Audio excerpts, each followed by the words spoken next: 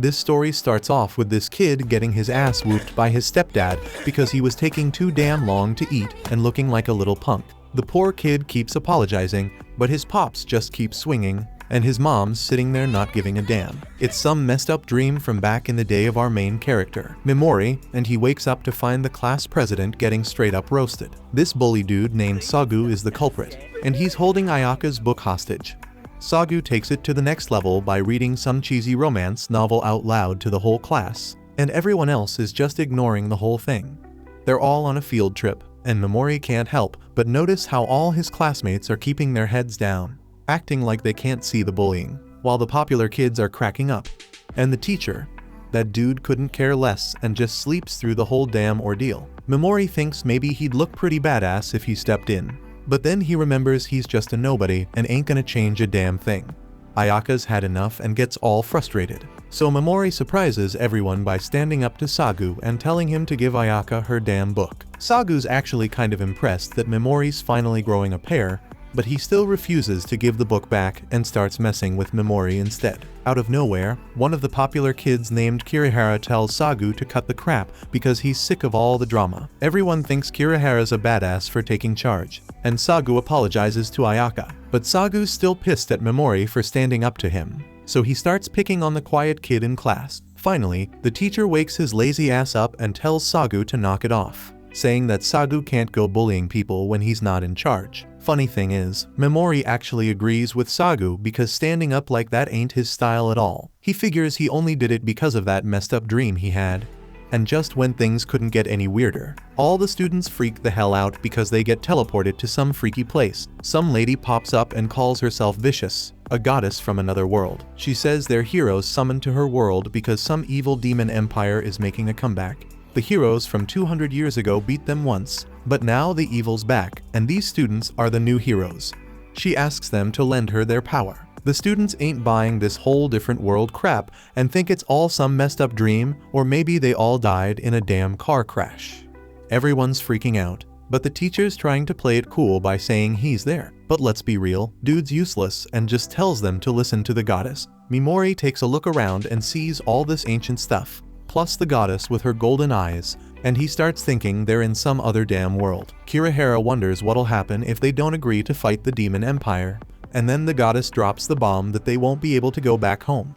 The only way to do this reverse summoning thing is by using this special element called the Demon King's essence, and there are only two ways to get it. One is by snatching the Demon King's heart, and the other is by collecting the Demon King's essence that gets released when they beat the Demon King and putting it in a crystal necklace. Sagu's getting pissed about being forced to fight, but the goddess is begging for their help because apparently they're the heroes of salvation.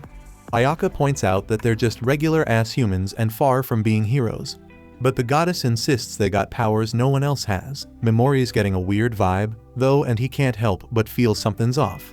Sagu's done with this prank shit already, and Mimori realizes the goddess is the one pissing him off. All of a sudden, the students are straight up horrified when they bring out a prisoner to be chowed down by a monster. The goddess straight up obliterates the monster with some fire spell, but the students are still in denial, thinking it's all some CGI trick. The goddess changes the subject and announces it's time to reveal everyone's hidden skills. They all take turns touching this crystal ball, and when it lights up, it means they got some special ability. The summoners lose their shit when Sagu's light shines bright, meaning he's got some insane power.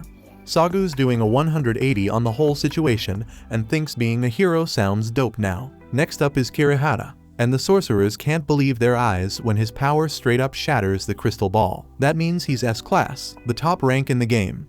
Sagu is a class below, so he points out how Kirihara is better than everyone, no matter which world they're in. Ayaka is also an S-class hero, and the goddess is shocked when they find out there's a third S-rank hero among them. Normally they are lucky to just get one, so she declares that this is the best summoning ever. Finally, it's Mimori's turn, and he's clueless when his crystal glows purple.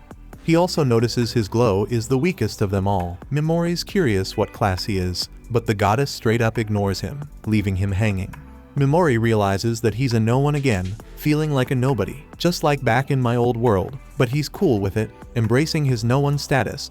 And then out of nowhere, the quiet kid in class makes the crystal glow all black. The goddess explains that it only happened once before when the dark hero touched the crystal, and that dude ended up being one of the strongest A-rank heroes ever. The quiet kid starts laughing like a maniac and declares he always knew his time would come. Shortly after, the goddess shows everyone how to check their stats. Memori notices his stats seem pretty low, and he's got this unique skill called status ailments. Those unique skills are exclusive to the person who's got them, and the heroes can unlock more later on. Sagu's getting bored of all the explanations and just wants to get into hero mode. The teacher tells him to show some respect to the goddess, but Sagu shuts him down, saying the teacher's just a D-class hero. Then the goddess calls out Memori, shocking everyone.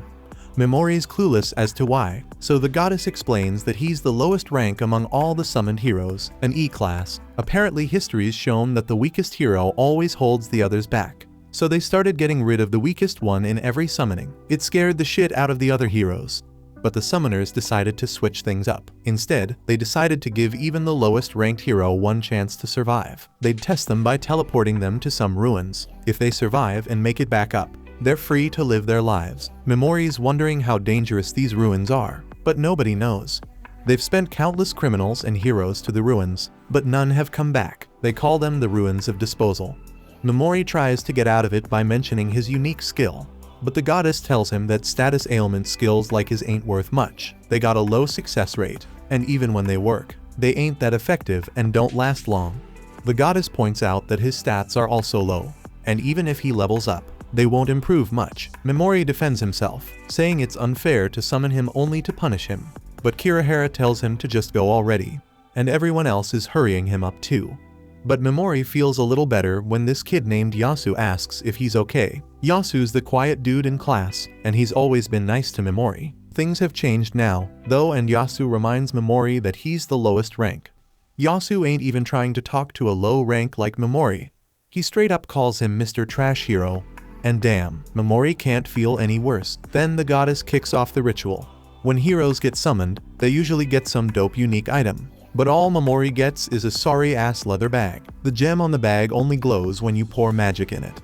That's it. Out of nowhere, Ayaka steps up for Memori, which is hella surprising. But the goddess shuts her down and knocks her out. She tells everyone to forget about Memori because he's a goner. She sees all the other heroes as winners and wants them to witness the tragic fate that's waiting for losers like Memori. But hold up, Memori finally shows some determination. He gets mad as hell and tries to paralyze the goddess with a spell. No dice though. Turns out as a goddess, she's got a constant dispelled barrier that gives her total defense against status ailment spells. She bids farewell to the trash hero, but everyone's stunned when Kirihara busts out an attack spell. He apologizes, though, because he was just testing it out. The ritual keeps going, and everybody's just relieved they ain't wasting their time no more. The goddess asks if Memori's got any last words, but all he does is start crying. Then we see Memori talking to his younger self. He's sobbing, and his other self tells him that no matter how much he hides it and acts all harmless, he can't keep his true self under wraps forever. He tells himself to show everyone who he really is and stop suppressing his true colors. Finally, Memori reveals his true self when he ditches his weak persona and starts cussing out the goddess. Everybody's shocked, and Memori declares that if he makes it out alive, they better be ready for him. Then he gets teleported to the ruins, and it's pitch black. So he pours magic into the gem and starts exploring. But damn, Memori barely dodges an attack from a monster and hauls ass for his life. Memori's shaking as he runs because he can feel the massive power gap between him and that monster. Fear's taken over, and he tries to hide the glowing gem because he thinks it's attracting the beast. As he keeps running, Memori realizes he ain't scared. No, the feeling inside him is straight up frustration. He ain't got no weapons, all his stats are garbage, and his skills useless. So Memori figures this is where his life comes to an end. But out of nowhere, Memori finds some determination. He declares that he wants power and uses his paralyzation skill to freeze the terrifying monster in its tracks. Memori bolts and thinks about how the goddess said status ailment skills hardly ever work. He wonders if it was a miracle. But then he spots another monster in front of him. Memori can feel the hostility radiating from it, and it's overpowering. But he wants to live, so he shocks himself when his paralyzed skill works again. That makes him realize that his skill ain't just some one-time miracle. He starts wondering if it's something totally different from the magic in this world. Memori's running on fumes now. The boost the heroes got is all used up, and his own magic power is practically gone. He's scared it won't be enough to use his skill. But damn, he's surprised when he manages to cast a poison spell on the monster. The success rate is high, and it don't even matter what rank the monster is. The effect lasts a long ass time too. Memori tells the monster not to be mad at him because it was trying to take his life too. Now Memori's completely drained of magic power, and he wonders what'll happen if he tries to use his status ailment skill again. Just then, that monster from earlier shows up once more. Memori wonders if someone's gonna swoop in and save him like in the movies. But then he remembers how everyone treated him like shit before and how he got beat as a kid. All that pent-up frustration reaches its peak, and Memori realizes he's just a background character. Nobody's coming to rescue him. Memori knows he can't rely on others. His only option is to fight for his survival. His inner self craves conquest, so he declares that the fight for his life starts right now. He tries to paralyze the freaking Minotaur again, but this time the damn skill doesn't work, so Memori has to freaking jump out of the way.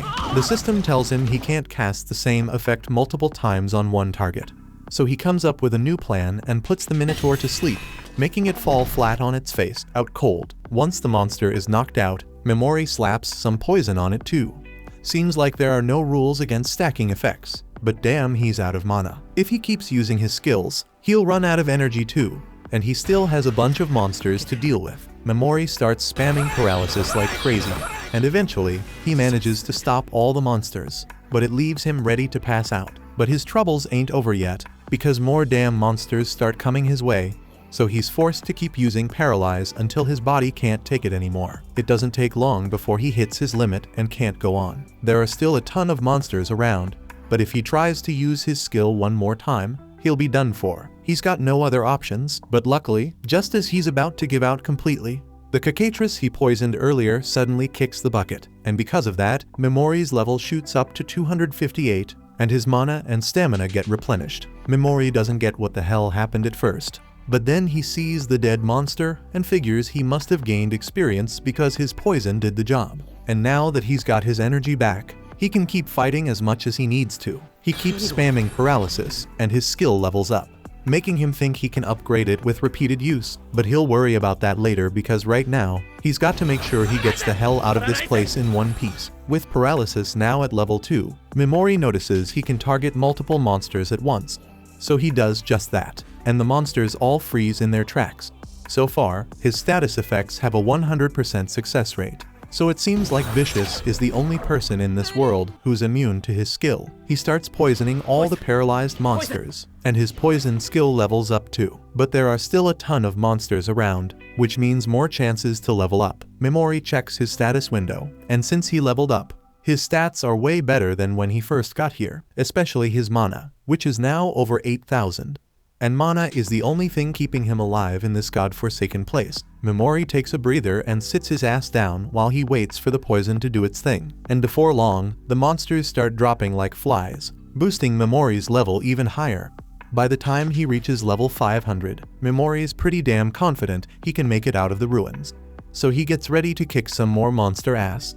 But after seeing Memori effortlessly kill dozens of them, the monsters ain't stupid. They know better than to mess with him, so they all run the hell away. Now that the area's safe, Memori scours through piles of decaying bones, hoping to find some useful loot, and after grabbing a cloak and a blade, he sets off to escape ruins. As he searches for the exit, he comes across all sorts of monsters. But he's realized he's got another problem. He's got no food, so he's gonna starve if he doesn't find something to eat soon. He's so desperate, he's even willing to chow down on monster meat.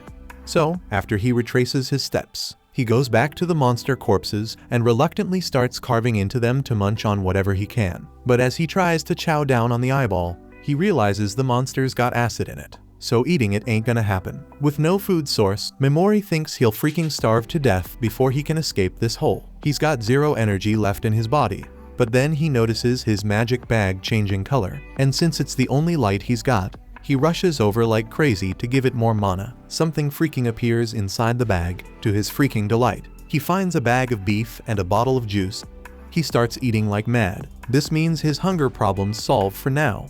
But he ain't sure if the bag will produce food again as time goes on in this damn ruins. Memori's gotten used to massacring monsters with his skills, but he's worried he might be losing his humanity because of it. Back on Earth, after suffering abuse from his stepfather, Memori was on the brink of becoming a freaking villain right there and then. But before he lost his sense of humanity, his aunt and uncle saved his sorry ass, took him in, and showed him what normal life was like. They taught him empathy, and he thought he became a normal person like them. But now, as he stares at the freaking pile of corpses beneath him, he feels jack shit. There's no going back to who he was before. So Memori just accepts he's a freaking psychopath now and moves on. As he goes, he comes across another part of the ruins with a floating eyeball monster. But Memori just takes it out with his poison. As he moves forward, he finds a door with a magic lock. When he opens it, he sees a small room with 2 freaking skeletons. He figures they were probably people Vicious tossed away, but they didn't make it out alive. Memori searches through their stuff and finds a bag full of gems. So, while he feels a bit guilty about robbing the dead, the gems could be valuable and he could use them once he gets the hell out of here. So, he no longer feels guilty about it. He checks out the other nearby rooms too, and eventually, he comes across one that takes a shitload of mana to open. But once he finally unlocks it, he finds a skeleton sitting there with a note next to it. The note says the skeleton used to be a dude named Anglin, the Great Sage, and he was the former hero of darkness, the same one Vicious mentioned as the strongest of them all. According to Anglin's note, Vicious sent him here against his will after she didn't need him as a hero anymore. And even though he was strong enough to make it this far, he couldn't escape. So, he left a message to help the next person who could make it here. Vicious may have called the Demon Lord evil, but in Memori's eyes, she's just as freaking bad. Although he can't say he's much better because his only goal is to get revenge on her, even if it means destroying the world. As he loots Anglin's corpse, he finds a book of forbidden arts, packed with info on medicine recipes and magic tool instructions that could come in handy later. So, he decides to keep it. He also finds a scroll of forbidden magic, but he can't understand what the hell it says. But if a great sage like Anglin went through all the trouble to keep it hidden with him until his last moments, it must be freaking powerful. And maybe, just maybe, it's strong enough for Memori to eventually defeat the goddess if he can ever figure it out. Memori's about to bounce, but before he dips, he jacks Anglin's dope cloak because it's way cooler than his old raggedy one. He takes another look at Anglin's book and sees a bloody warning that says, "Watch out for the Soul Eater." That shit's got him thinking if this Soul Eater is the one who offed Anglin. Memori keeps moving through the ruins, thinking this door ahead might lead him out of this hellhole. But if it's the final door, that means the Soul Eater Anglin mentioned could be lurking there too.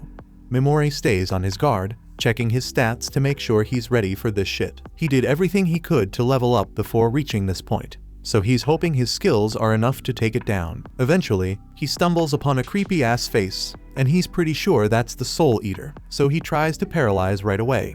But as soon as he steps out of cover, the Soul Eater blasts a laser straight into his hand. This is the first time anything's been able to stop him from using his skills. And Memori's got to kill this thing since he can only escape by using the gem on his forehead to activate his skill. He's got to say it out loud and be close enough. But none of that matters if the Soul Eater can attack him before he finishes casting the spell. While Memori's still figuring out his next move, the Soul Eater breaks through the wall, coming after his ass. So now he's got no damn choice but to fight. Meanwhile, outside the ruins, some chick's trying to escape from her pursuers and decides to hide nearby, clueless that a fierce battle's going on inside. As the Soul Eater slowly creeps up on Memori, he's wondering why the hell it hasn't blasted him with lasers yet. But he soon finds out as the Soul Eater spits out some purple goo that takes the form of humans. These are the souls of the people the Soul Eater devoured, and they're being forced to attack Memori. So he's forced to paralyze them. But he can't bring himself to use poison because even though they're all gross, they're still human. The Soul Eater gets off on watching Memori struggle because he can't attack the souls for moral reasons. And he can't attack the Soul Eater because it reacts too damn fast. Memori starts breaking down and crying like crazy because he don't want to hurt nobody, and his constant crying drains his aura. But as the Soul Eater's enjoying Memori's tears, he reveals it was all an act and paralyzes the Soul Eater. He knew he couldn't successfully paralyze the Soul Eater unless he tricked it, so he faked a mental breakdown to throw the Soul Eater off. Now that the Soul Eater's paralyzed, Memori don't give a damn about the souls. If killing the Soul Eater means those soul puppets got to die, so be it. He's gonna poison him anyway. The Soul Eater struggles to move out of frustration, which lets Memori know that his paralysis can mess up powerful monsters and do extra damage. It's a cool discovery and all, but he ain't trying to waste any more time here. So he casts poison on the Soul Eater and straight up annihilates it. As he does, the souls that were consumed by the Soul Eater are set free. And they all show up in front of Memori to thank him for freeing them. They've been rooting for him as he tried to survive in the ruins, and they don't even mind that he looted their bodies. Anglin approaches Memori and has one request: take down the goddess and avenge them all. After that, the souls pass on. Now, normally Memori wouldn't accept a request without some kind of reward, but he was already planning on taking down the goddess anyway, and now that the final monster's been defeated, Memori can open that door and start his quest for revenge on the surface. In the forests outside the royal capital, the rest of Memori's homies are out there slaying demons to level up, while she's chasing down a demon dog with a sword. Kirihara straight up burns another monster with his 6th skill and levels up to 18 like a boss. In another spot, the geek Yasu, who's done a complete 180 with his personality, straight up roasts some monsters with his dark fire powers and busts out laughing when he hears them cry. Mad far away from them, there's this shy and innocent chick named Koba who's hella hesitant to kill any monsters. But this bully chick named Asagi tells her she gotta take them down or she gonna lose her life because it's the first test the goddess gave them. Asagi got Koba on a tight leash and tells her that soon the crew gonna fall apart and different groups gonna form because there's a lot of selfish peeps in the mix. Asagi's a B rank and she got plans to start her own crew with the girls who roll with her. She knows Koba's just a D rank, so she ain't gonna be accepted by Kirihara's crew or the other big shots. And Ayaka can't take her in because she on the brink of death. Koba starts freaking out when she hears this, but Asagi tells her not to sweat the small stuff. She just wants Koba to be her cute little toy. And to prove her loyalty, Asagi got her girls in the crew to trap a monster for her to finish off easy. Asagi tells Koba she got to kill the monster and pass the test from Vicious, or else she gonna be dumped like Memori. Koba don't want to kill that monster, but Asagi keeps pushing her, basically making her do it. Eventually, she takes down the monster, but that act of violence straight up wrecks her, and she starts remembering when Memori helped out a hurt stray kitten. She starts crying, thinking she couldn't do shit to help Memori. Meanwhile, Ayaka also comes to her senses, and the pain in her gut reminds her how the goddess knocked her out before sending Memori away. She straight up goes to confront Goddess Vicious, who's putting on some weak-ass act, saying she was hurt too when she sent Memori into danger. But it's their kingdom's policy. She says the ritual of getting rid of the weakest member gonna keep going, and while Ayaka was knocked out, she already sent away all the weaklings who couldn't even kill one demon. Ayaka straight up hates the goddess now and tells her she's doing shit all wrong. Vicious just laughs it off, saying everyone got their own opinions, but she ain't gonna change her ways. Then Ayaka suggests to Vicious that as an S-rank hero, she gonna work her ass off and cover for those who ain't performing well enough. In return, she wants Vicious to stop banishing them. Vicious agrees to the idea and asks Ayaka to shake hands, start fresh, and bury the past. Mad far away from them, in the dark-ass forests near some abandoned ruins, this chick is running from a bunch of nasty bandits chasing her, but she being careless as hell, leaving easy clues for the bandits.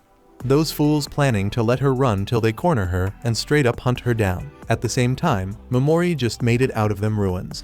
He checking out his stats and seeing his mana over 59,000. But what really catching his interest is the details of his skills right now. He finding out he can use his paralyzed skill on specific body parts, not just the whole body. He can even weaken his poison skill so it ain't lethal. He planning to test that shit out when he runs into some demons. But as he keep walking, he hears squeaking sounds from behind the trees. Turns out a bunch of slimes bullying a smaller slime, and Memori feeling sorry for the little dude. But that little slime got more guts than your average bullied kid and starts fighting back against the bullies. Memori thinking it's the perfect time to test out his new skills, so he paralyzes all them slimes and uses non-lethal poison on the bully slimes. Then he removes the poison and paralysis from the bullies and makes them run off. He turns to the small slime and tells it that it did real good standing up to the bullies. Memori says he gonna release it from the paralyzed state and asks it not to attack him. He lets go of the paralysis and keeps walking, but the slime starts following him instead. Memori thinking that slime an outcast like him, so he decides to adopt it. He puts the slime in his hood to keep watch behind his back and warn him if there's any danger. Meanwhile, Memori reading this book on forbidden arts by the Dark Hero. There's a recipe for a medicine that can make slimes even stronger. Memori talks to the little slime, telling it he on a journey for revenge against those who wronged him. He asks the slime if it still wants to roll with him, and it says hell yeah. Memori's stoked to hear that and names the slime Pigimaru and the slime digging its new name. Memori keeps moving forward, and out of nowhere, he gets surrounded by the bandits who were after that mysterious woman. The bandits was trying to wear her out, but they picked up another presence along the way, so now they here for some fun. The bandit leader tells Memori to hand over all his valuable shit if he want alive. Memori straight up terrified now because them bandits looking scary as hell, and he ain't never fought no humans before. The bandits start arguing about whether they should hurry up and catch the girl or waste time with random nobodies. And just when Memori thinking he can sneak away, the bandit leader tells him to stop right there. Memori pleads with the bandit leader, begging for his life, but that just amps up the bandit's desire to kill him. Dude charges at him, but Memori was just playing scared. He uses his paralyzed skill to freeze the bandit leader in his tracks, and then he takes his sweet time to rip into the bandits, calls them scum because even though they weaker than the ruined demons, their evil intentions run deep. Even Pigemaru is pissed off at these punks. Memori straight up says he won't lose sleep over killing these kinds of people. He actually happy he lightened Earth's load.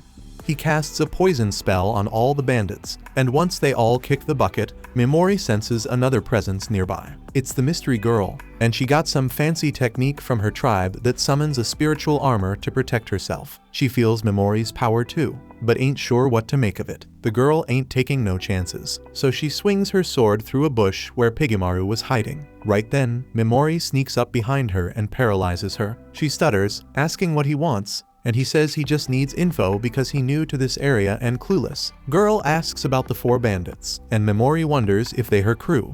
She denies it, and he believes her because she ain't ooze evil like them. He removes the paralysis from her head so she can talk free, and warns her not to pull any funny business or he gonna end her. Memori steps in front of her and straight up says he don't trust no one, especially strangers he meeting for the first time. Before he can start grilling her, she asks what happened to the bandits. Memori tells her he killed them all, and she can't believe it because those thugs supposed to be real tough. She asks if he fought them alone or got help, but he ain't spilling the details. Girl thinks Memori ain't a bad dude, so she decides to trust him and says she'll answer any questions honestly. Memori starts trusting her a bit more because of her cooperative attitude, but he ain't letting her off the hook just yet. They start chatting, and Memori finds out he ain't in the alien kingdom, but in the Urza Kingdom's forest to the south. He picks up a ton of info and finally asks if she can read the forbidden spell scroll. She tells him it's written in some ancient script that barely anyone can read, but she knows someone who can.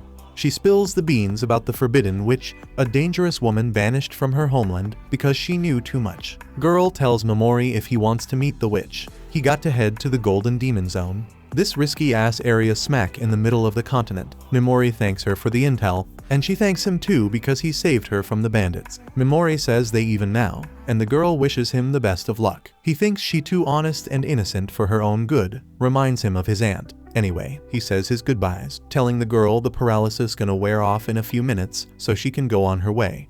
Pigemaru hops behind Memori and chills on his shoulder.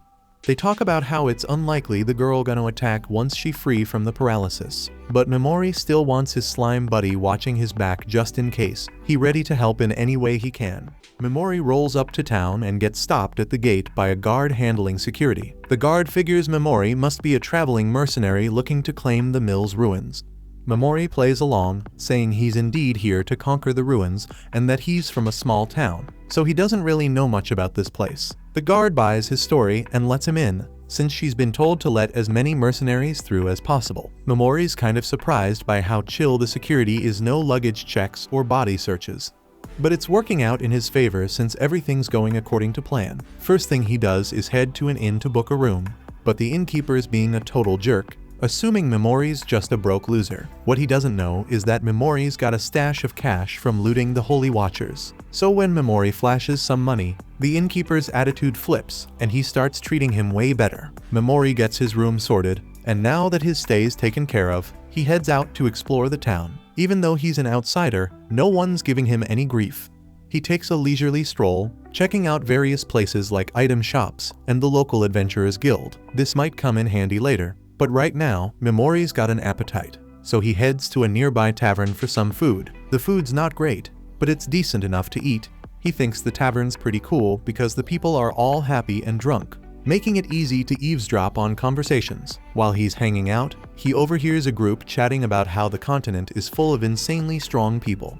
They get into a heated debate about who's the strongest, but they all agree that only one team can claim the title: the Black Dragon Knights, who totally wrecked the kingdom of Mia. Their 5 dragons alone could wipe out any army, and with humanity's strongest and the hero slayer on their team, they'd win any direct fight. After soaking up the gossip, Mimori heads back to his room with some leftover rice for Pigimaru. While Pigimaru is chowing down, Mimori goes over his plans. His top priority now is finding someone who can read the forbidden magic scrolls, and the only person who can do that is the Witch of Tabos. Another thing on Mimori's to-do list is whipping up a monster strengthening brew to boost Pigimaru's skills. But now that he's thinking about it, the town's nobleman's been rounding up mercenaries to tackle the mill's ruins, and one of the ingredients for the brew is the bones of skeleton soldiers. Lucky for him, those skeletons are chilling in the mill's dungeon, so Mimori plans to hit it up tomorrow. The next day, all the mercenaries gather to hear what Lord Marquis has to say. Marquis spills that a new floor in the ruins has been found and tells everyone to explore it. He dangles a reward of 300 gold pieces for anyone who grabs the Dragon Eye Chalice from the ruins. Plus, he's willing to pay for any other loot they bring back,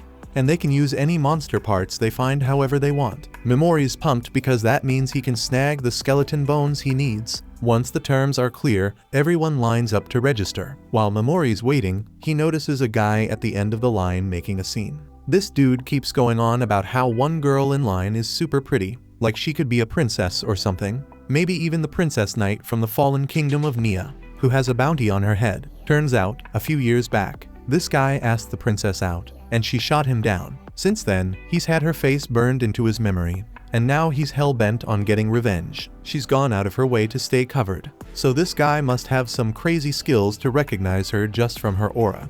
Anyway, he tries to prove he's right by pulling off her cloak, but he's stunned to see the girl's face isn't Princess Sarah's. She says her name is Mist. The guy swears he's never messed up an ID before, so he figures she's actually Ashra, but he's got no proof. Now he's out for revenge against Mist and any other hot chicks who make him look stupid. Later on, Mimori's shopping for supplies for the mission when the girl approaches him. She asks if he's also here to check out the dungeon. Mimori recognizes her and feels bad. She's dealing with so many people trying to unmask her, but she says it's no biggie since she disguised her face ahead of time. Still, Mimori suggests she be careful about guys like that, even if he doesn't know her real identity right now. He seems petty enough to try something just because she embarrassed him. Mimori then tells her he has a favor to ask.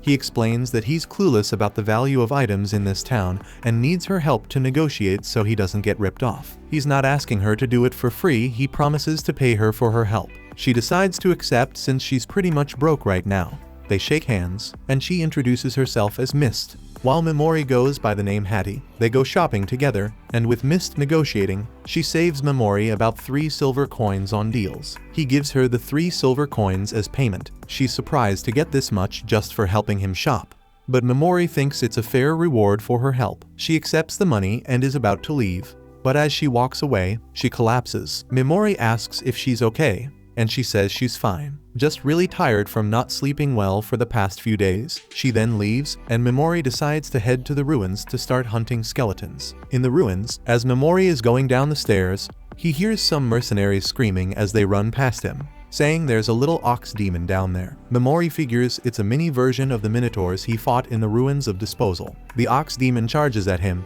but Mimori quickly paralyzes and poisons it, so it's not much of a threat. He then stabs the demon to test if its skin is as tough as the ones in the abandoned ruins, but this one's easier to stab. A little while later, those mercenaries come back with backup to defeat the ox demon, but they're shocked to find it dead already. Realizing someone killed it quickly, Mimori heads deeper into the ruins. Despite all the monsters around, none of them feel like much of a threat since they're easy to kill. He's not getting much experience from killing them either, so he decides to go deeper into the ruins to find stronger monsters. While walking through the halls, Mimori overhears that loser from earlier talking to a couple of mercenaries. The guy's asking them to go after Mist and make her regret ever being born just because she didn't want to date him and made him look bad. He's ranting about how he wants her to suffer as much as possible before they kill her, so he can see the twisted look of despair on her face first.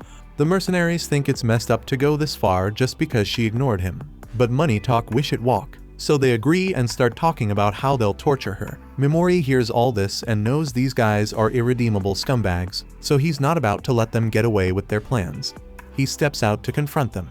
As soon as they see him, they threaten to kill Memori, but he just raises his hand and paralyzes them all. Then he poisons them, feeling oddly satisfied to take out some scumbags. After dealing with them, Memori continues exploring the ruins.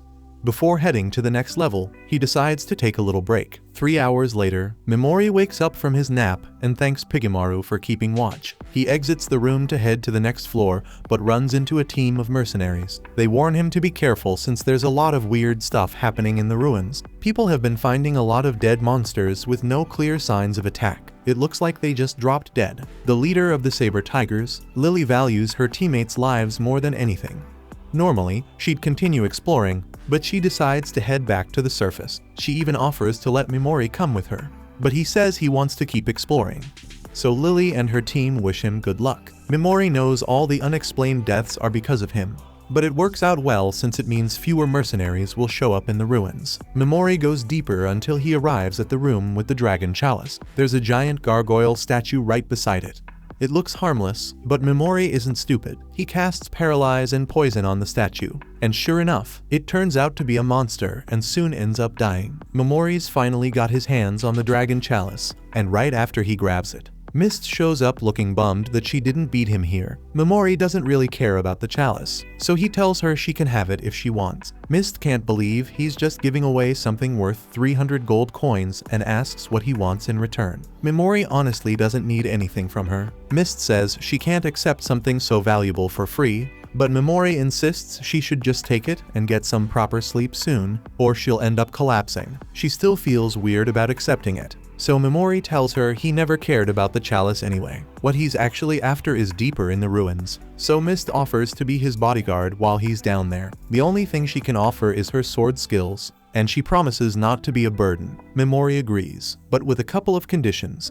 They don't ask too many personal questions, and he might not head back to the surface for a while. So if Mist wants to bail, he won't be responsible for her safety. Mist agrees, so they head down to the next floor. Mist proves her worth by slicing up a giant flower monster, and Memori's impressed. He's curious about something, though he's noticed some monsters have golden eyes and some don't. So he asks her what the deal is. Mist explains that monsters with golden eyes are loaded with experience, making them prime targets for heroes from another world to level up. She doesn't know Memori's one of those heroes, so she goes on about how heroes don't get experience from killing humans. Only monsters. As for monsters without golden eyes, they're just regular monsters and can even be friendly with humans under the right conditions. According to legends, the Demon King gives off this crazy energy called demon essence, and monsters affected by it go nuts and get golden eyes. Before they go any deeper, Memori suggests taking a break so Mist can catch some ZS. She says she's fine since she's supposed to be watching over him, but he eventually convinces her to lie down. Once she's out, he casts sleep on her so she can actually rest. Meanwhile, the Black Dragon Knights have just stumbled upon the spot where the Holy Watchers were taken out, and their leader Civet is pumped to face the person who wiped them out so easily. The next morning, when Mist wakes up, her transformation skill kicks in automatically, making her look like a regular human. She freaks out, worried Memori might have seen her true form, but chills out once she spots him passed out on the floor. Pigemaru waddles over to her, making some squeaky noises, and that's Memori's cue to drop the act and stop pretending he's asleep. They head off on their mission into the dungeon. But when the whole place starts rumbling and shaking, they know it's time to bounce. Out of nowhere, a massive monster smashes through the wall right next to them. Mist clocks it as the Skeleton King. Memori figures out it's the dungeon boss since it's way stronger than any demon they've tangled with before. But Mist knows the deal. There's this funky bone under its chin, and if they can just break it, they've got a shot at taking it down. She's pretty sure regular mercenaries wouldn't stand a chance against this beast, but together, they might be able to pull it off. The Skeleton King seems to think Mist is the bigger threat, and Memori's cool with that. Mist suddenly powers up, telling Memori she's gotta use her abilities to take down this boss, but she needs to keep it on the low. She asks him to keep her secret just as some special armor forms around her body. The Skeleton King starts charging up an energy blast, and Mist warns Memori that if she can't beat it, he needs to dip out fast. But Memori doesn't wait around. He jumps in and paralyzes the boss with his skill. Mist is thrown off by this, but when Memori hits the demon with a poison spell, She suddenly pieces it together. He's the same guy she ran into in the forest. Not long after, the poison takes out the Skeleton King, and Memori snags the bones needed to brew up a strengthening potion. He glances at Mist, sensing she's got a million questions, so he promises to spill the tea once they get back to the surface. They start heading out, but then Pigemaru alerts Memori to something inside the Skeleton King's body. Memori digs around and finds a small bundle tucked away in the demon's chest. As soon as he grabs the bundle, it starts glowing, and a weird symbol shows up on it. When he opens it up, Memori finds a strange egg inside. Pigemaru's all about it, so Memori decides to hold onto it. Meanwhile, far off, Memori's classmates are making their way into their first dungeon too. Some of them freak out and run as skeleton knights chase after them. While one girl sits on the floor crying over her chopped off arm, her friend tries to help, but they end up getting jumped by the monsters. Somehow, everyone manages to escape, and Ayaka stands up to face the monsters, ready to hold her ground. But before she can make a move, Sagu and Kirihara swoop in and take the monsters down in one shot. Kirihara doesn't care if his attack puts his classmates in danger, so Ayaka has to step in and protect them. Kirihara's feeling himself, bragging about being level 24 now. Back in Dungeon City, Memori and Mist finally reach the surface.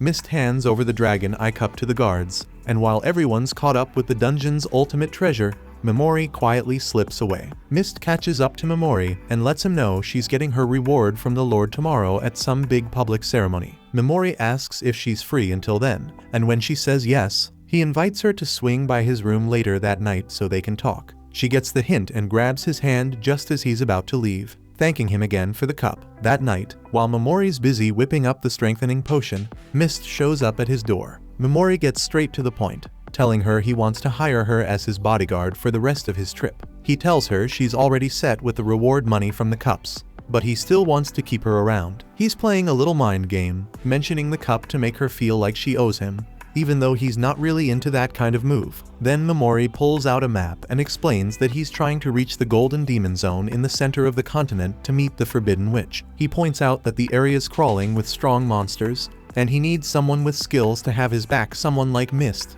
who's the only one he trusts. Mist's not sure about heading into such a dangerous spot, and Memori tells her to take her time deciding. Out of nowhere, he calls her by her real name, Siras, and she answers without thinking. That's when she realizes she's been played. Memori apologizes and admits he used his skill to knock her out back in the dungeon, so he knows her secret. He says she's valuable to him, so he's not gonna spill her damn secret. He knows the thing that bugged her most about traveling with him was keeping her secret. But now that it's out, they can be real with each other. Mist stops holding back and explains that she can hide her true form with the help of spirits, but they need her to sleep to recharge their power. And that's when she reverts to her original self. She shows Memori her true form, saying she trusts him now. In return, he tells her his real name so they're on equal ground. She agrees to roll with him as his bodyguard, and Memori hands her one of the blue crystals he found in the first dungeon as payment. Mist freaks out when she sees it because the crystal is a rare item called Blue Dragonstone, which isn't even on the market anymore. Just that piece alone is worth way more than the reward she got for turning in the cup to the Lord. She tries to give it back, saying it's too valuable, but Memori thinks she's too good-hearted for her own good. He takes the stone back and then tosses it right back to her, saying it's hers now, and she can throw it away if she doesn't want it. She finally accepts it, but tries to open up to Memori about her past and the people still hunting her down, but he cuts her off, saying he doesn't care about her past, he's only interested in her skills as his employee. The next morning, while they're having breakfast together, some folks at the inn start talking trash about them. Memori tells Mist to just ignore it, and then asks what she knows about forbidden spells. She tells him that it was the goddess Vicious who banned some ancient spells and labeled them as forbidden. Memori figures if the goddess banned them, they must be dangerous for her. He thanks Mist for the info, and she blushes because it's the first time he's actually thanked her out loud. After that, Mist heads off to get her reward, while Memori goes to the forest to upgrade Pigemaru with the strengthening potion. Meanwhile, Mist feels out of place at a party full of nobles and rich folks. It's getting real late, and Mist still hasn't gotten her reward. Just then, the Lord calls out some famous magician who can break illusions as entertainment for his guests. Mist starts sweating, worried she might get exposed, and since she's running late, Memori starts thinking something shady might be going down too. Meanwhile, Ayaka goes to see Vicious to ask about helping the girl who lost her hand. Vicious tells her she only healed the girl because she was a B-rank hero. Then she tries to mess with Ayaka's head, asking why she's not joining up with Kirihara's crew and trying to guilt-trip her into thinking it's selfish not to team up with another S-rank hero. But Ayaka doesn't fall for it. She stands her ground and says she can't roll with Kirihara right now. She promises to handle her duties as an S-rank hero on her own. And hearing this, Vicious says she'll let all the students who didn't pass the first trial stick with her, so she can train them. Ayaka freaks out and reminds the goddess they made a deal to leave those students alone if she fought on their behalf. But Vicious says the king gave her orders, so her hands are tied. She tells Ayaka that if she doesn't take the ones who failed,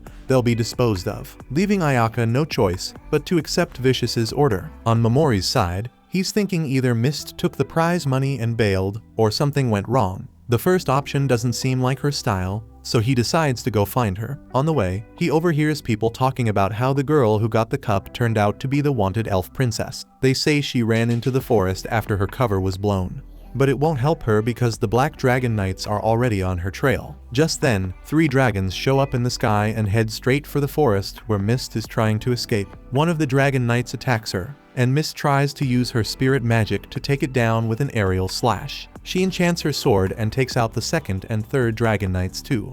But she's getting worn out from the fight, even though they're low-ranking knights. Just then, a spear comes flying at her, and she blocks it. A dragon charges at her, but Mist realizes it's a trick. The real enemy is right in front of her. She charges forward and locks swords with a high-ranking knight named Gizin, who tells her she's gonna die here. Mist can't use her spirit armor at full power because of the illusion-breaking spell earlier, and Gizin keeps pushing her back, revealing he's got orders from someone to kill her on sight instead of capturing her. But he plans on having some twisted fun with her first. He keeps backing Mist into a corner, and when she loses her balance and falls, he kicks her sword away and pounces on her. Luckily, Momori shows up just in time and paralyzes Gizun and his dragon. Mist gets out of the situation and asks him what he's doing there, while Momori puts a non-lethal poison on the knight. He puts Gizun to sleep before talking with Mist, reminding her they can't discuss private stuff with others around. He tells her he came back to get her, but she says she can't take his job offer now because if he's with her, the Dragon Knights will come after him too. She tries to give back the blue dragon stone, but Momori gets annoyed and throws a whole pouch of dragon stones at her. Mist is confused, but Momori tells her he can't find a better escort than her and doesn't have the patience to look for one. Then, out of nowhere, he asks her to undress, and Mist's like, "Did I hear that right?" Momori gives her a frustrated look, because she doesn't understand what he wants, and he tells her that everyone recognizes her because of what she's wearing and that she needs to change to shake them off. Then he says he needs her to find the Witch of the Woods because he has to know what these forbidden spells are about, and she might even help her hide better. After that, Momori moves over to Gizun, snaps him out of the sleep spell, and demands to know who the hell sent him to kill Mist. Gizun looks up at him, thinking it's a wrap for him, but Momori tells him if he spills the truth, he'll let him live and remove the poison spell. Gizun decides to spill the beans, partly because he's curious about how the elf princess will take the news. But before he can say anything, Momori senses danger and yanks Mist out of the way as a massive sword crushes Gizun's head. Momori spins around to see 3 dragon riders, led by a young dude with silver hair and fiery red eyes, who introduces himself as Civet, humanity's strongest soldier. Civet and his 3 companions land, introducing their squad as the 5 dragon riders. Gizun used to be one of them, but he ran his mouth too much, so he had to go. One of them is flashier than the others with a Karen-style haircut, while another guy, looking like he's into pirate cosplay, suggests they toss Mist around like a ball before killing her since the king ordered her death on sight. The flashy Karen tells the pirate to shut it because the king wants her body to look as good in death as it does alive. Mist is horrified by their talk but pulls out her sword, saying she won't go down without a fight. The guys don't take her seriously, and Civet offers her a chance to duel him. If she wins, he'll back off. But his attention quickly shifts to Momori, as he's more curious about this strange foreigner than the elf princess herself. Momori knows he's walking on thin ice because he can feel Civet's power, which is way stronger than the Soul Eater who nearly took him out. Still, he grins for some reason and asks Civet if they can have a chat. Civet asks for his name, and Momori gives a fake one, which Civet instantly recognizes, making him even more intrigued. The pirate, dumb as a bag of rocks, asks why Sivit's so interested in the kid. Sivit shoots back that this boy ain't scared of the dragon riders and even wants to chat it up with the strongest dude on the planet. Mimori knows he's gotta play it smart if he wants to make it through this, so he asks Sivit if he's just hunting for the toughest enemies on Earth to satisfy his craving for a good fight. Sivit admits it's true, but says there aren't many who can give him a real challenge. Mimori then asks why he doesn't go after the goddess Vicious. Sivit says the goddess is tough, no doubt, but their kingdoms have a peace treaty. But if war ever breaks out, he'd love to take on the heroes she summoned from another world, since they're supposed to be crazy strong. Mimori grins, while Sivit gets tired of Mist and tells her he ain't interested in fighting someone as weak as her, and she should just drop the sword and accept her fate. Of course, Mist refuses, which just pisses off the white-haired knight. But Mimori decides to sweeten the deal, telling Sivit that if he's looking for a real challenge, someone who can actually keep up with him, then he should pick Mimori as his next opponent because he's a hero from another world. Everyone's stunned, especially Mist, who had no clue. But Sivit just laughs, saying he knew something was off about Mimori. He asks why the hell a hero is wandering around in the woods, so far from his kingdom, and Mimori decides to lay it all out, knowing Sivit would see through any lie. He tells Sivit that the goddess saw him as different from the other heroes, so she separated him and sent him away. There wasn't a trace of a lie in his words, and just like that, Sivit figures Mimori must be a powerful hero, which is why he's on his own. Sivit asks what Mimori wants from him, and Mimori says he wants to put their fight on hold for now. Sivit laughs and asks what he'll get in return, and Mimori promises that he'll train until he's stronger than anyone, even the goddess herself. Then, he'll come back to face Sivit in a no-holds-barred deathmatch. Sivit laughs like a straight-up psycho, saying he'd love to see that one day, then tells Mimori he's free to go, and even says the dragon riders will back off once they handle the elf princess. Mimori's expression shifts, and he tells Sivit there's no way he can let them touch Mist because he needs her to help him get stronger. Sivit laughs again, saying he'll allow that too, since he's itching to fight him soon. Karen tries to object, but Sivit shuts him down, telling him to keep his mouth shut if he wants to stay alive. They all take off as Sivit tells Mimori to hurry up and get strong before his patience runs out. Mimori smirks, waves them off, and waits until they're in just the right spot. Then, he hits them with a paralyzed spell. Sivit senses something's off, but it's too late. The dragons and their riders crash to the ground one by one while Mimori laughs at them. This isn't some noble hero's story where people keep their promises. This is his gritty revenge tale, and he doesn't care how he gets what he wants. Sivit struggles on the ground, furious, demanding to know what the hell Mimori did. Mimori doesn't even bother to answer, just hits them all with a poison spell, taking them out instantly. But Sivit, tough as nails, keeps fighting even after being poisoned, reminding Mimori of the Soul Eater, the only other creature that managed to move while poisoned. But Sivit's even stronger, grabbing his lance and trying to throw it at Mimori before collapsing from exhaustion. Suddenly, alarms blare, and a massive swarm of dragon riders shows up as backup. Sivit tries to bark orders, yelling at them to keep their distance and kill both Mimori and Mist, but the dragon riders are too stunned, seeing the strongest four, including their leader Sivit, on the ground, either dead or dying. Mimori turns to Mist, telling her she can run while she still has a chance, but Mist, loyal as ever, says she's his bodyguard and isn't going anywhere. Mimori smiles, then taps into his new ability to connect with Piggy. Moments later, Piggy bursts from Mimori's back, shooting out tentacles toward the flying dragon riders, boosting Mimori's range as he casts his paralyzed spell on them. Soon, it's raining dragons and humans, falling all around him. But Mimori decides to use these guys as his test subjects, trying out different spells on them. He hits Karen with a spell that makes him flip out, screaming for his dad. Then, he uses a darkness spell on the pirate, blinding him as he stumbles around, clueless about what's happening. Once he's done messing with them, Mimori just leaves them to die, giving them one last paralyzed spell for good measure. Then, he notices that everyone's dead except Sivit, who's somehow still hanging on. This really shocks Mimori. He walks up to Sivit as the guy takes his final breath and collapses, finally dead. After that, Mimori and Mist head into the forest, knowing that, at least for now, no one's coming after them. But Mist mentions there might still be the Black Dragon Rider, known as the Hero Killer, who's probably hunting her. Mimori suddenly remembers he killed someone like that, which leaves Mist stunned, realizing how strong he really is. She pledges her loyalty, promising to stick with him through anything. While he promises to have her back, they finally set off on their journey through the forests, unaware of the adventures that lie ahead. So, outside these busted up ruins, some dudes spot something weird, but they ain't trying to snitch. They figure there's no way anyone made it out alive anyway.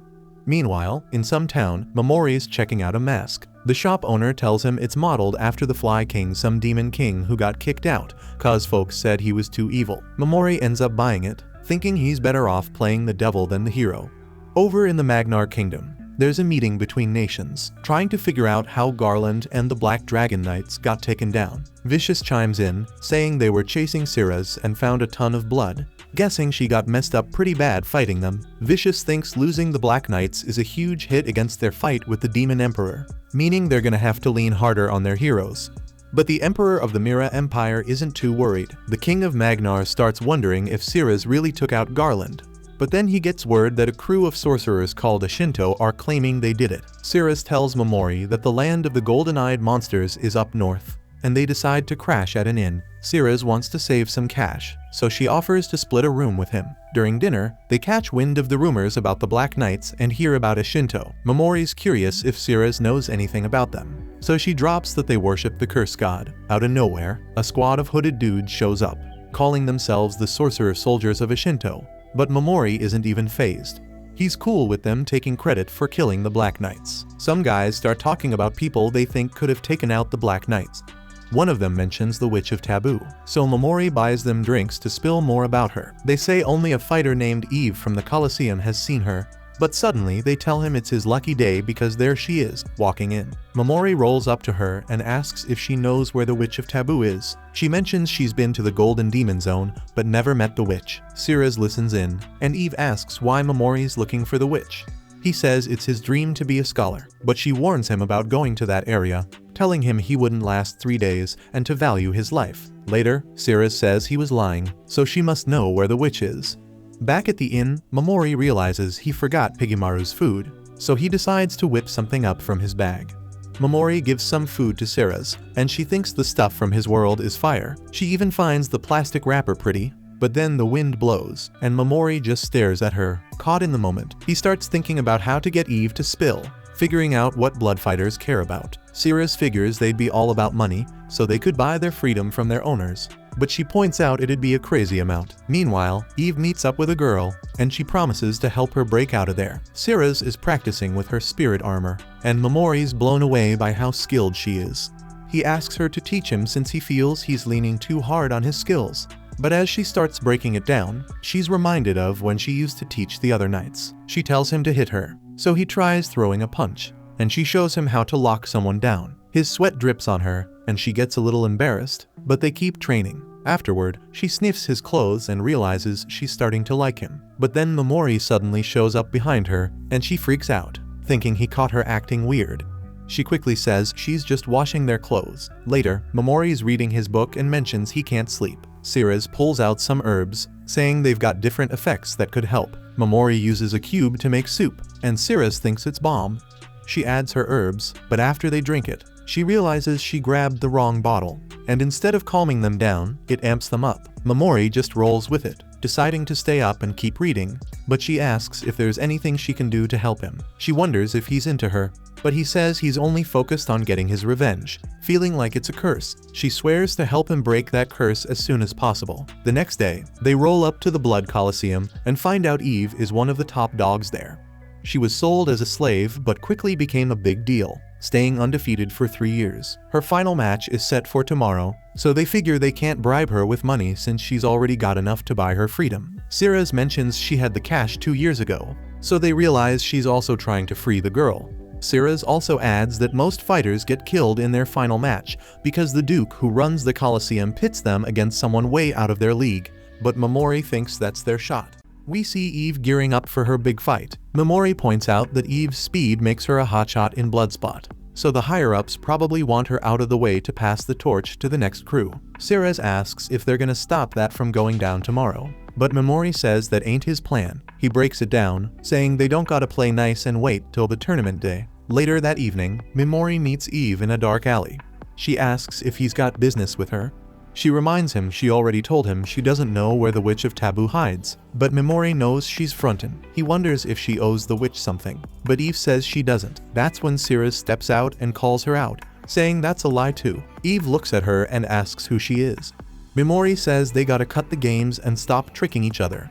Eve, playing it cautious, asks what he wants. Mimori says he's trying to save her. He spills that the Duke running the show tomorrow's got plans to make sure she gets wrecked in her match. Eve can't figure out why he'd care to help. Mimori says he can't let someone who's got info on the Witch of Taboo get knocked off. He asks her if snatching up the girl she wants to save and skipping town tonight is off the table. Eve's shocked he knows about the girl and warns him not to touch her. Mimori says he just wants her to know he's hip to her situation and knows she's been fighting for Lisbeth these past 2 years.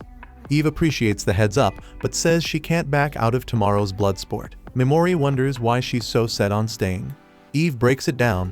There's nowhere to run cause the Duke's gonna hunt them down to the ends of the earth unless they win their freedom fair and square. Plus, the guild running the Colosseum will slap bounties on their heads, and Eve says she'd be cool with that if she was solo.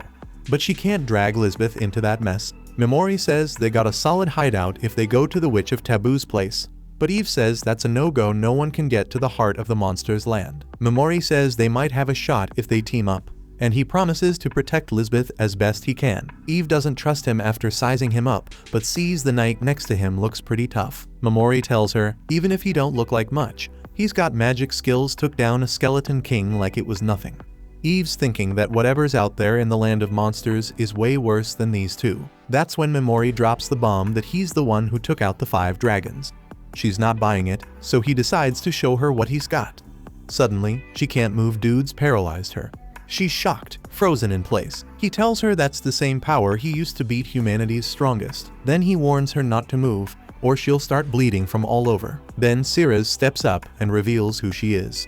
She tells Eve how those 5 dragons were after her, and she saw them get taken down with her own eyes. Mimori lets go of the paralysis and tells Eve it's her call whether she wants to believe them or not. But he's real clear that she's still fighting in tomorrow's bloodsport. Eve, stubborn, says she's grabbing her freedom on her own terms, and she trusts bloodsport more than she trusts these 2 strangers she just met. Mimori figures that's fair, and he asks her if she really thinks Duke Xuan's gonna let her walk away even if she wins. He lays it out, saying the Duke sounds like a real lowlife from what he's heard. So he doubts the dude's gonna keep his word. Eve knows the Duke ain't exactly a saint, but he's kept his side of the bargain so far. She thinks he can't be as cold-blooded as Mimori's making him out to be. Dude's still human, after all. Eve decides to keep faith in bloodsport, but Mimori presses her, asking if she's sure she ain't just trying to convince herself that she won't get double-crossed. That gets Eve thinking hard. Mimori then tells her they're planning to bounce out of town early tomorrow morning and says they'll be waiting by the bridge at the front gate if she changes her mind. Later, Cirrus apologizes to Mimori for spilling the beans about who she is without checking with him first, but he's chill about it. He figures it helped make their case stronger anyway. Then they notice some Shinto members making a racket nearby. As usual, they're out here taking credit for stuff they didn't even do. They're telling the crowd that the people in the house behind them got cursed by their leader Amwaji. Folks are buying it, thinking they saw the folks in the house foaming at the mouth. Cirrus and Mimori keep it moving, but Cirrus is disgusted by their nerve. They spot some more Shinto guys trying to mess with a girl. They're roughing her up, and Cirrus is straight up disgusted by it, ready to jump in and help. But Mimori holds her back. Instead, he uses his powers to make those guys start wailing on each other. The girl takes her chance and bolts. After that, they head to the bridge, and Mimori figures they still got about 4 hours until the deadline. Cirrus asks if there's any shot Eve can win the bloodsport and live a quiet life with Lisbeth. But Mimori's got no hope for that. He knows Duke Xuan's bad news and doesn't trust him to keep his word. Not for a second. Then it cuts to Eve in her room, trying to sleep. She's thinking the Duke should be cool with her since she's done everything he asked. She's sure he'll keep his promise. But after what Mimori said, doubt starts creeping in. She decides to check things out and sneaks over to spy on the Duke. She listens in by his room and hears him talking to some dude. The guy's saying tomorrow's gonna be huge, Eve's final bloodsport match. Xuan agrees and says they gotta take her out since they don't have any other fighters as popular as her. Eve's shocked hearing this. Xuan says they're gonna slip her a paralytic before the fight, and the other guy thinks it's a genius move. Xuan goes on about how he's given that pseudo-human too many chances already. He says they should have tomorrow's winner skin her and wear it like a trophy. The guy's all for it, saying they can hype up the winner as the Leopard Slayer. Then he asks what they're gonna do with Lisbeth. He wonders if the Duke's gonna set her free. maybe as a mercy move since Eve stuck around for her. But the Duke says he's planning to keep her. He's sure she'll grow into a beauty, and he'll train her good. If he gets tired of her, he'll sell her off to a whorehouse. The other guy nods like he gets it. He asks if the Duke doesn't feel some kind of way about Eve, seeing how long she's been with them. But the Duke just says he can't feel anything for a subhuman. Hearing all this, Eve is fuming with rage. Eve realizes there's no way out for her unless she bounces today. She crosses paths with the leader of a Shinto, named Mwaji. He wishes her luck for tomorrow's match, and she moves on. Then, Mwaji's guys let him know about some chaos in town. Next, we see Eve meeting up with Memori and Siras by the bridge. She tells them it's exactly like Memori said it's a setup. Memori asks if she's bringing Lisbeth with them, and Eve states that they are since she can't leave her here. Memori figures that means she's coming with them to the land of the monsters. Eve says she'll spill the beans on where the witch is, but only if they play by her rules. Memori's down with that, so they get to planning how to snatch Lisbeth. Cut to Lisbeth working in a tavern, and the owners giving her a hard time for scrubbing the same spot too long. She throws shade, saying dark elves are useless, and Lisbeth apologizes. A dude sitting there thinks Lisbeth is starting to look kinda fine, and he tries to make a move on her. But the owner tells him he's gotta pay up if he wants to touch her. She explains someone important's already lined up to take Lisbeth. The guy thinks Lisbeth is like a robot, never cries, never smiles.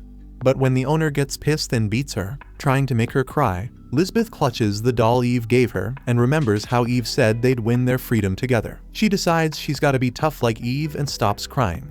That just annoys the owner even more, and she starts yelling because she knows that's what gets under Lisbeth's skin. The dude decides he's seen enough and dips out, telling the owner not to go too far. Lisbeth, tearing up, apologizes to Eve in her mind, thinking she's not as strong as her. Then Eve storms into the tavern and sees how Lisbeth's getting treated. She's heated and tells the owner she's taking Lisbeth with her. Before Eve even pulls her sword, the owner drops to her knees, begging for mercy. She says she was just following orders from Duke Zwan to be rough on Lisbeth and begs Eve to spare her, promising she won't snitch about their escape. Eve explains to Lisbeth that plans have changed and they're in for another rough ride. Lisbeth agrees to go with her, ready to face whatever comes next. Eve tells the owner to let Duke Swan and the others know she took off south looking for Lisbeth after she up and disappeared. She says she'll let her live if she does that. The owner agrees and half-heartedly apologizes to Lisbeth for all the crap she put her through. Even squeezes out some fake tears. That's when Memori walks into the tavern. He tells Eve and Lisbeth to go on ahead and says he'll catch up in a bit. They bounce, and Memori turns to the owner, saying her phony act isn't fooling him. The owner, clueless about his powers, starts threatening that the Duke ain't gonna let them off easy, but Memori couldn't care less. He says, "Must feel real nice to throw your weight around," yelling and making a scene, but it's hell for the ones taking it. He's not cool with her just going on like nothing happened. The owner tries to remind him she's their only shot at getting away clean, but he's not buying it. He hits her with paralysis, darkness, and poison, saying he'll make it look like a robbery.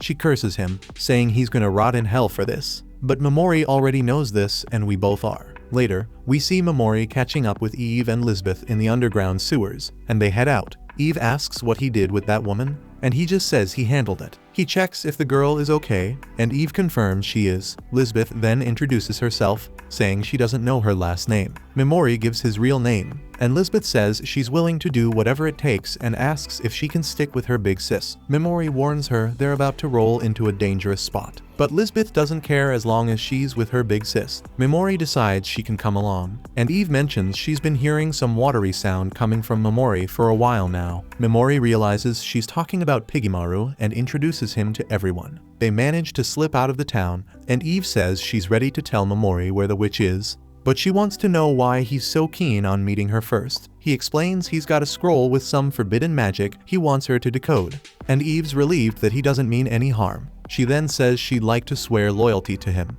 Memori thinks that's a big leap, so he asks why. She's saying that Memori could have used some brutal tactics to get information out of her, but he didn't, and that's proof he's a solid person. They all hop on some horses they had stashed in the woods, and Siras asks Memori if it's cool to bring Lisbeth along to the land of monsters. Memori reassures her that it'll be fine, and he'll have Lisbeth's back if things go south. Siras can tell he's a kind soul. Then, he drops a hint that he's got another reason for letting the two of them tag along. Eve's got a link to the witch, which will make it easier for them to get close to her. Plus, Lisbeth's a dark elf like the witch, and saving someone from her tribe could work in their favor. Memori's thinking he's doing this partly for his own benefit, but he figures it's better to let a young girl like her live her life instead of being scared all the time. Sirius is on board with the plan, but after a bit, they realize their pursuers are right behind them. Memori's confused about how they got found out, but Eve explains she bumped into a guy named Mwaji before leaving the Colosseum. She feels bad for putting everyone in danger and wants to take them on herself, but Memori knows she can't handle it alone, and losing their guide to the Witch of Taboo isn't an option. Memori decides to set a trap ahead of time, and Sirius sends the horses off with torches tied to them. The first wave of pursuers chases after the horses, and Memori notices that none of the Ashinto are in that group. He figures the Ashinto are in the second wave and tells Eve and Lisbeth to hide further up ahead. Eve wants to fight too, but Memori says he needs Sirius for what he's planning, so Eve has to protect Lisbeth. She agrees, and Memori respects Mwaji for piecing together their plan with minimal info. He lays out his plan to Sirius, and she's quick to get it. Eve's impressed that he's got a strategy to take on so many enemies, and Memori says if they can't go head-to-head with their foe, they'll drag them to a spot where they've got the upper hand, and he puts on his mask. Right after, the Ashinto crew spots a busted-up tree branch, and Mwaji's got a gut feeling that this was no accident, it's a setup. He figures out that his enemies are trying to lure him deep into the woods, so he calls them out, letting them know he ain't falling for their tricks. Then Sirius steps out, wearing the mask of the Fly Swordsman, one of the Lord of Fly's goons from the old legends. Mwaji tells her straight up, hand over Eve and Lisbeth, and he'll let her live. He even throws in a deal she could roll with Ashinto if she wants, cause she looks like she got some skills. But Sirius, she ain't convinced. She asks what happens if she says no. Mwaji says he'll lay down some curses on her, and it won't be pretty. He brags that even the 5 dragons couldn't handle his curses, and not even the strongest humans could stop them. Sirius tells him to promise that Eve and Lisbeth will be safe before she leads him to them. Mwaji agrees to that, so Sirius tells the crew to follow her, and they start to move, but Mwaji puts the brakes on. He's pieced it together, she's not planning to hand over the girls that easy. Her choice of words slipped up, she said everyone should follow when it could have been just a few of them. He's thinking she's trying to lead them into some kind of trap in the woods. Sensing something's up, he orders his squad to hang back and get ready for a fight. Sirius fires back, saying they were about to hit her with those curses anyway. Mwaji laughs and decides to spill a little secret Ashinto's actually carrying on the legacy of the Assassin's Guild. He drops a story about some hero from another world who called the guild evil and wiped it out. But now, Ashinto's stepping up, using curses like the old guild did. Sirius catches on they're really just messing with poisons. Mwaji nods, adding that their poisons are on a whole different level. They got these special techniques passed down from the few left of the Assassin's Guild, to mix up these poisons that hit like curses but leave no trace. Sirius catches on they ain't slinging curses. They're using some next-level poison. Mwaji starts talking about how they stumbled on the tragedy of the 5 dragons and how their downfall could only be chalked up to some curses way beyond what folks understand. He says that's why they started calling themselves the Slayers of the 5 Dragons, cause nobody could prove their curses weren't real. So, folks just went with it. In this world, without proof, whoever shouts the loudest gets to make the rules. Sirius then asks him what his endgame is. Mwaji breaks it down, they're gonna use Duke Zwan to muscle in and carve out a big spot for themselves in this country. Sirius puts 2 and 2 together, they're planning to take out anyone standing in their way. Mwaji doesn't even hide it. He straight up says his plan is to take over the whole damn country. Then he asks her where her other crew is. Sirius says she's the only one rolling with Eve and Lisbeth, but Mwaji's not buying it. To make him believe her, Sirius pulls off her mask and drops the fact that she's the one who went up against the 5 dragons and made it out. Mwaji puts 2 and 2 together, she's Sirius. He's wondering if she really took down the 5 dragons. She states that she might have. Mwaji isn't feeling it. He doesn't think she could have taken down humanity's best. Then, Mwaji pulls out a dude and says this guy Belger was supposed to throw down with Eve in her last Bloodsport match. He also points to another dude, his brother Var, saying these 2 are the toughest pair in Ashinto. They had another brother in the White Walker's crew that was after her, and they're here to settle the score for him. Mwaji asks Sirius what's her next move and drops the bomb that his people have already got her surrounded. He breaks it down, they were just a distraction, and his other crews already circled around her, staying hidden and ready to strike. He says she shouldn't stress, he ain't gonna kill her. She's got a pretty face, and he plans to take his sweet time enjoying her. He tells her to drop to her knees right where she stands. Sirius hears him out, and Mwaji adds that one day he might just give her the honor of having his kid. Meanwhile, Sirius is thinking it's Memori's turn to make a move. Suddenly, Memori throws out some kind of flash bomb that blinds everybody. Turns out, he's already fused with Pigemaru, and he uses those tentacles to lock down all the Ashinto crew. He's thinking they probably didn't see a long-range move like that coming, and Mwaji's tripping, wondering where his backup is at. Memori lets him know he already wiped out all 15 of them while Mwaji was running his mouth. Then he hits them all with some poison. He says Mwaji was smart enough to guess Eve was plotting something, so he figured he'd catch on to a broken branch being a setup. He figured Mwaji would avoid the forest, thinking it was a trap. That's why he told Sirius to fake like she was leading them into the woods. He says he made things look off on purpose, just to make Mwaji think he was running the show. That's what threw off his whole game plan, and with that, Mwaji and his crew are done for. Sirius then says everything played out exactly how Memori set it up, and he gives her props for sticking to their little act. He says Mwaji's real screw-up was not thinking there could be an even bigger scheme in play. Then, he tells Sirius to head back and give Eve the lowdown on what went down. Sirius heads off to do just that, and Memori spots the first wave coming back. He's thinking this is right on cue, and he tells Pigemaru to link up with him again. But then he notices Pigemaru's low on juice.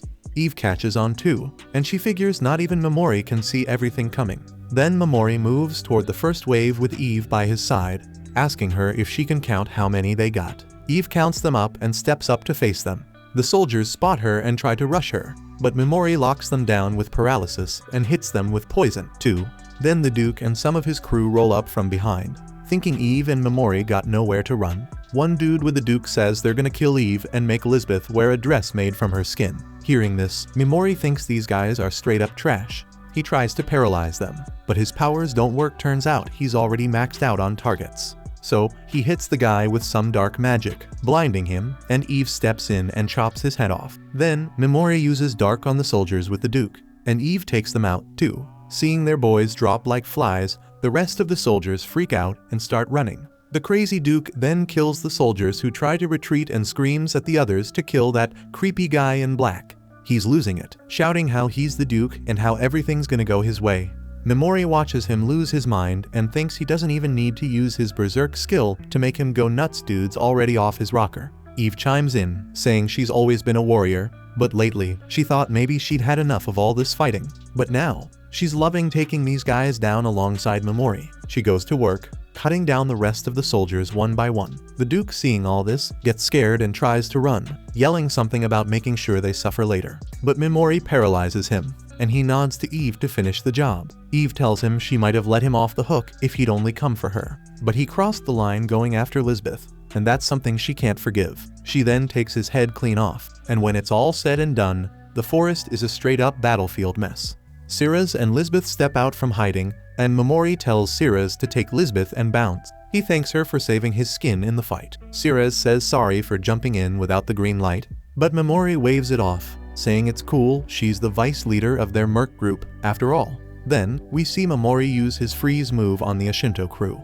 He breaks it down. When used on the living, this spell locks people up in tough ice, but on dead bodies, it turns them into frozen chunks that can be crushed to powder. He tells Eve he's gonna use this to clean up the bodies of the Ashinto. He adds that these fools claimed they took down the 5 dragons, and he's gonna make sure that's stuck to them for good.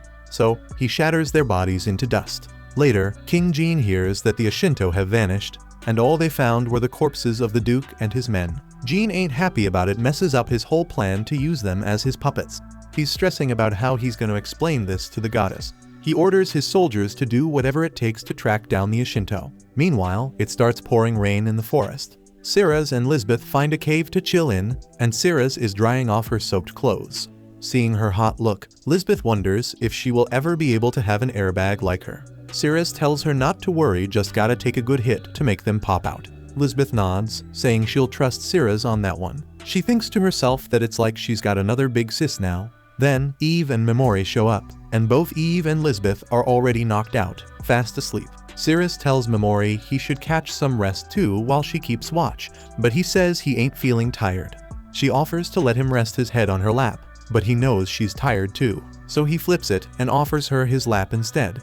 Sirius jumps at the offer, but when she catches his awkward look, she realizes he was just messing around. She says sorry, but Memori brushes it off, saying it's all good. Then he asks if he can touch her ears. He's been curious about them for a minute. She gives him the go-ahead, so he checks them out, but he pulls back when he sees she's starting to feel weird about it. Cyrus then asks if he's got any special feelings for Eve or Lisbeth, since he treats them the same way he treats her. He breaks it down. Eve reminds him of his uncle. Sure, she might be different in looks and vibe, but deep down, she's got the same spirit. He adds that his aunt and uncle are the only reason he's even thinking about going back to his world. And as for Lisbeth, she reminds him of himself. He explains he went through some rough stuff as a kid too, just like her. But the big difference is how they handle things. He's down to take out anything that comes at him, no hesitation. And he admits he's not a good person like her. He tells Cyrus she can dip whenever if she ain't down for his path of revenge.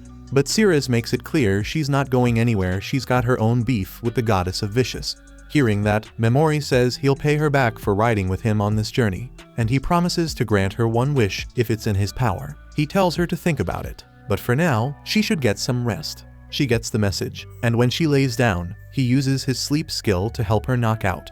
Later on, we see Ayaka training in secret with Nyantin, and she thanks her for the lessons. Nyantin tells Ayaka that one day, she's gonna outdo her in technique, but she asks Ayaka to keep their training on the down low. Ayaka agrees, and Nyantin mentions it'd be tough to get the go-ahead from the goddess Vicious if word got out. Ayaka then asks Nyantin why she agreed to train her, and Nyantin says it's cause she reminds her of her little sister. As she heads out, she tells Ayaka not to show any weakness in this world, or she'll end up in trouble. Next, we see Lisbeth rocking a new dress, and she's loving it. She thanks Memori for the hookup, and Cyrus thinks it's time to come up with a name for their mercenary crew. She breaks it down that they might need an identity when they cross into the land of monsters, and she throws out the name Lord of the Flies Warband. She explains that's what the army of the Lord of Flies was called back in the day. Everyone's feeling it, so Memori rolls with it. They keep it moving, and by evening, they hit the land of the golden-eyed monsters. Memori spots a jacked-up tree in the middle and figures out it used to be some kind of sacred tree. Eve steps up and asks him to pour some magic into her hand, and a crest shows up. She says this crest is passed down to the leader of her tribe and their kids. The green dot on it shows where they are, and the red dot shows where the Witch of Taboo is at. Memori gets it, they just gotta head for that red mark. Since it's already getting dark, they decide to set up camp for the night. While looking out over the land of monsters, Memori thinks about how his hate for the goddess is still burning strong. Even after all this time, he's ready to show her what real hell looks like. He plans to use this place like an exp farm to level up. He knows catching up to the S-class or class heroes might be a stretch, but he's confident he can close that gap. Meanwhile, the scene switches to the goddess talking to the heroes. She tells them they've been leveling up pretty good, but leveling up only boosts their base stats. They still need to learn some real technique. She says that's why she's called in some big-name people to train them up and bring out their full potential. She also drops the news that the Great Demon Empire is making moves, and their next showdown is going to be huge, way beyond what they're expecting. She hopes the heroes are ready to go all out for that, and then she tells Nyantin they gotta keep leveling the heroes up. She's planning to send them to the land of monsters once they've learned some skills. As Memori's crew moves through the monster-infested land, Lisbeth steps up, offering to take on most of the luggage. She's trying to help out, doing her part for the group. The rest of them tell her she doesn't need to carry everything on her own, but when they see how determined she is, they let her do her thing. The crew keeps it moving through the forest until they feel something creeping up. Memori and the squad halt, getting ready for whatever's coming their way. Soon enough, a monster rolls up, and Memori peeps that it looks a lot like one of those lizard creatures he dealt with back in the ruins of Disposal. Only difference, this one's rocking a head full of seaweed. Doesn't matter, though their approach stays the same.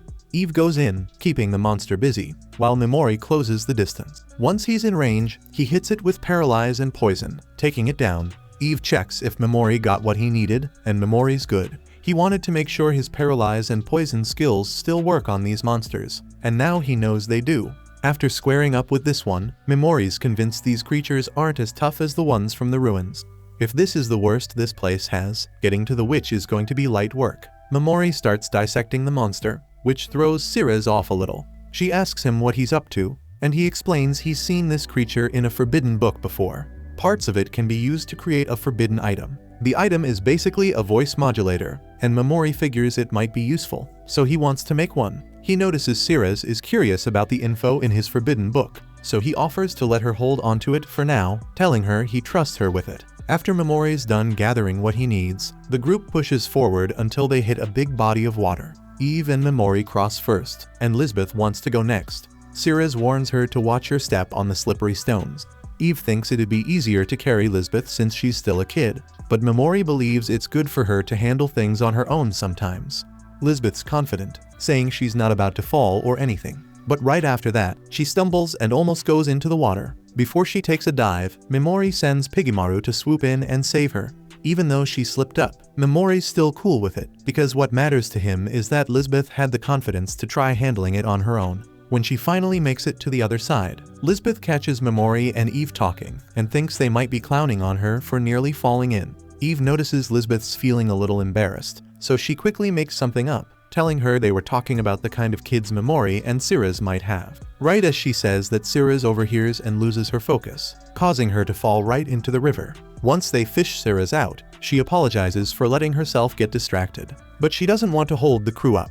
She tells Memori they don't have to wait for her clothes to dry. Memori's good with keeping it moving but offers her his coat so she won't catch a cold, and Ceres is grateful for that. The squad keeps trekking through the forest, but it doesn't take long before Memori and Eve feel something off ahead. They tell Lisbeth to fall back while they get ready for a fight. Eve recognizes the creatures and admits she can't take them down. She turns to Memori, asking what the move is. He tells her to sit this one out and let him handle it. Memori hides behind a tree, waiting for the monsters to get close enough to be in his range. When the monsters finally show up, Memori gets why Eve couldn't beat them. Almost nobody could win against these things in a straight-up fight. But Memori isn't about to play fair. As soon as they step close enough, he hits them with Paralyze, then uses Berserk, making them bleed out until they drop. Once the monsters are down, Memori notices he leveled up. But he's not too focused on that. He's already thinking about harvesting parts from the Nosarts. Eve looks at him with disgust, wondering if he's really about to eat that thing. Ceres jumps in, letting Eve know that Memori's not planning to eat the monster. He's just gathering materials because they're part of a forbidden item that's gonna power up Piggymaru. Even though Piggymaru's gonna have to eat it, it's not gonna be a pleasant experience for him. Right then, Memori and the crew pick up on a monster nearby, but they can't lock down its exact spot because there's no malice or bad vibes coming their way. After scanning the area, Piggymaru lets Memori know the monster is chilling in his backpack. Memori opens it up and pulls out an egg he's been carrying. It looks like it's about to hatch, and sure enough, moments later, a horse-like monster pops out. None of them have seen anything like it before, so they're all a bit puzzled. While giving the horse some pets, Memori notices something strange on its back. He moves the hair aside and finds a magical organ. Ceres explains that a lot of monsters have an organ like this to absorb magic. That sparks an idea in Memori's head. He starts pouring his mana into the horse, hoping it'll grow bigger. After pouring in about 1,000 mana points, the horse morphs into a sleek black stallion. It looks like it'd be perfect for hauling their gear. But the horse tells Memori to keep feeding it more magic. And since Memori's got plenty, he keeps going. This time, he drops 10,000 mana points, and the horse transforms again, this time into a powerful minotaur. Memori's feeling pretty good about the transformation, so he decides to make the horse part of the crew. Now it needs a name. After thinking for a bit, he comes up with the name Slay, and Slay seems to vibe with it. That's how he officially becomes part of the squad. Meanwhile, somewhere else in the forest, Ayaka's group is feeling bad and apologizing to her because they've been dragging their feet the whole time. On the flip side, Asagi's group is killing it, with everyone pulling their weight and working together like a team. Kirihara's group is also doing alright, but he's not happy with the pace they're moving at. The fighters leading them have been handling all the dangerous monsters, thinking the heroes aren't ready to step up. Kirihara can't stand being underestimated like that. Later that night, the fighters take the heroes on another hunting trip. When they reach an area with a group of Nosarts up ahead, the fighters decide the heroes aren't ready for this kind of fight. They tell them to step back while they handle it. Kirihara doesn't like being told to wait, but as the monsters start closing in, Nyantan steps up and says she's got the one on the right, while the other two fighters can handle the one on the left. They roll up and start the attack, slicing through the Nosarts fast, making it look easy. But there's way more of them coming, so the squad's gonna have to rethink their strategy if they want to finish the job. But Kirihara's done with people sleeping on him. He strolls up to the front, no hesitation, and hits them all with his Dragonic Burst, burning every Nosart to ash in one shot. After that, he lets everyone know his power's only at level 4, and with this much destruction, nobody better underestimate him again. He says he's the future ruler of the world, and the way he says it, you believe him. The other heroes are stunned. too caught up in his power to even notice Hijiri and Itsuki are gone. Turns out, those two are off in the forest, handling some spies that had been tailing the group. But just as they capture M, the spies take themselves out so they can't be interrogated. While all this is going down, Memori and the others have found an old building to crash in for the night. They've been moving quick, making progress thanks to Slay, and now it looks like they'll get to the witch's place way earlier than expected. At one point, Sirius asks Memori what he's doing out there, and he says he saw some lights coming from the forest, thought maybe some monsters were beefing. Sirius points out the lights are coming from the northeast, and Memori realizes that's where Alien is, so whatever's happening must be tied to the goddess. Next morning, Eve and Sirius wake up and notice Memori's not with them anymore. Eve's not stressing though, cause she knows Memori ain't the type to just bounce on them in the middle of monster territory. Sirius agrees, so they head outside to look for him, and sure enough, they don't have to go far. Memori's outside, chilling next to the body of a massive monster he just took down. When he sees them, he says he sensed the monster earlier and came out to deal with it. Now he's digging through the monster's remains, checking if there's anything useful they can take. After Memori finishes up, the crew keeps pushing forward.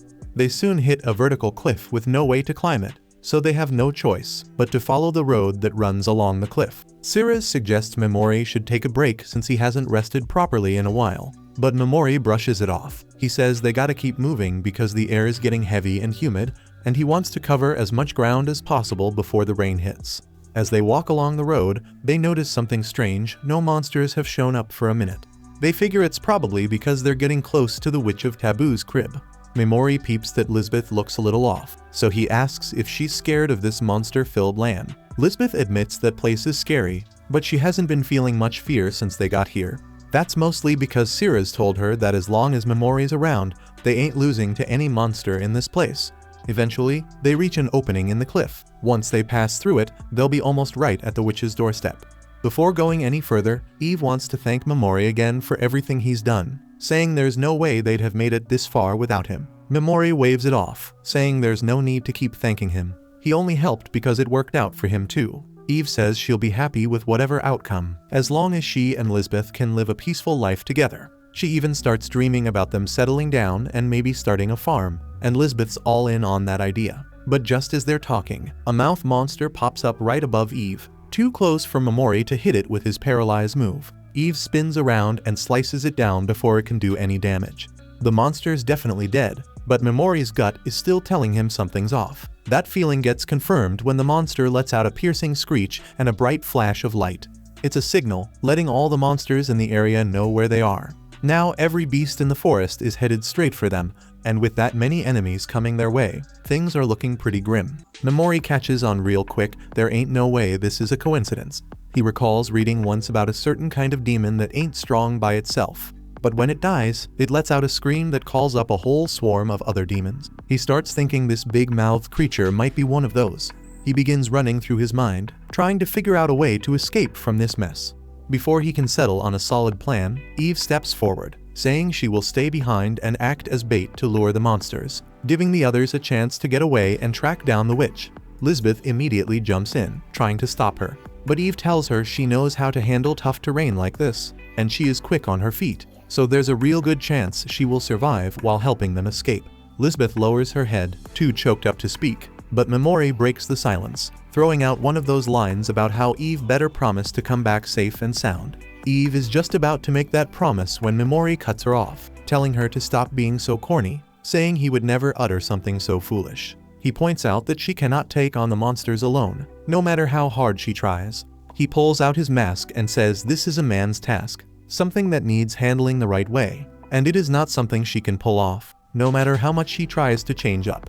Eve starts to bristle, ready to snap back like one of those riled up types, but Memori shuts her down, reminding her they need her to deal with the witch since the witch trusts her. He starts preparing and orders everyone to head for the caves, saying he will hold the line with Slay and Pigimaru, as they have the best chance of making it through alive. Eve tries to push back, but he cuts her off once more, telling her to be quiet and follow his lead without another word. Eve eventually agrees while Sirius falls to her knees.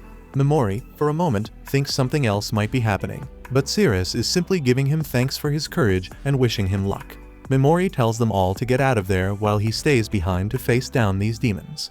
Meanwhile, on the other side of the forest, the rest of the crew has no clue what went down as folks are running wild, trying to escape. Kirihara and Sagu swing their blades at any monster they can get close to. While the girls take off, looking for a place to hide, Kirihara starts feeling off like something ain't adding up. He always thought he was the main character of this whole thing, but now these monsters are straight up ignoring him. Right then, one of the girls gets smacked hard by a monster, hits the ground, and starts wondering if she'll see Momori after she dies. And speaking of Momori, he's over there, getting ready to take out all the monsters. He channels his mana into the horse, making it grow bigger and stronger. After that, he grabs his mask and tells Pigemaru to scream into it as loud as it can. The mask works like a speaker, blasting out a massive sound wave that pulls in all the monsters nearby. With the girls tucked away safe inside the cave, he takes off with Slay, flying through the forest as fast as possible, while a pack of huge monsters chases him down. He starts questioning if he's going to make it through this, but then it hits him Berserk's skill is about to come through. Back in the forest, Ayaka is out there helping the rest of the students get out safely.